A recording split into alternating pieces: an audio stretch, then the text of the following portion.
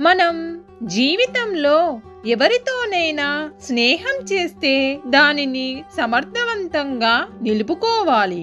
మరియు మన స్నేహంలో అత్యాశ, కుళ్ళు లాంటివి ఉండకూడదు.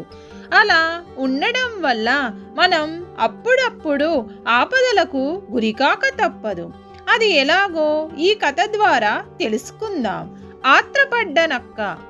ఓ అడవిలో 2 నక్కలు ఎంతో స్నేహంగా కలిసిమెలిసి తిరిగేవి. మోసానికి, జిత్తులకు, ఆశకు నక్కలు పెట్టింది పేరు.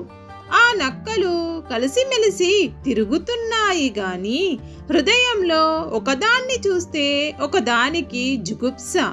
ఒకరోజు అవి 2 కలిసి ఆహారం కోసం ఆ అడవిలో వేటకు బయలుదేరాయి.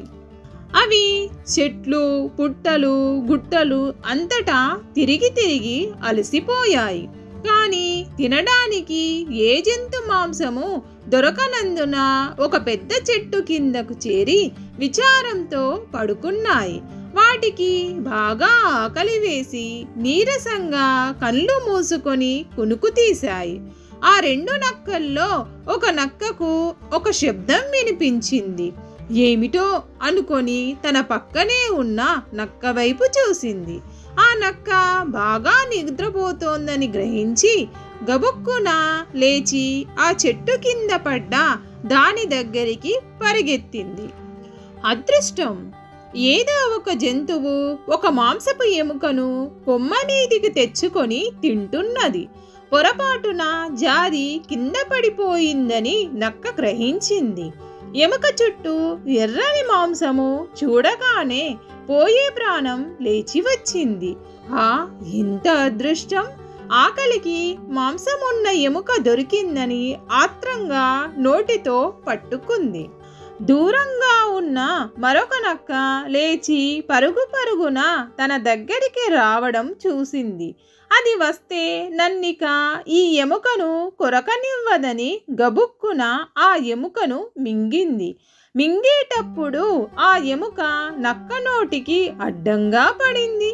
ఎముక అటు నోట్లోకి పోకుండా ఇటు బయటకి రాకుండా ఇరుక్కుపోవడం వల్ల నక్క నేల మీద పడి గిజగిజ తన్నుకోవడం 2వ నక్క చూసింది.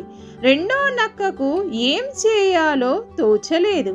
ఎముక మింగుడు పడక ఊపిరి ఆడక నక్క ప్రాణం పోయింది.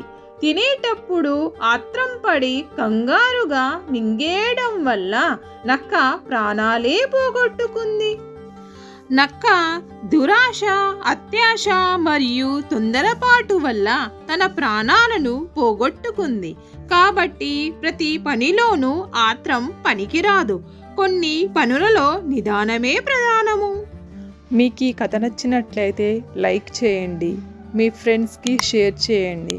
మరిన్ని కథల కోసం కథా సమయాన్ని సబ్స్క్రైబ్ చేయండి.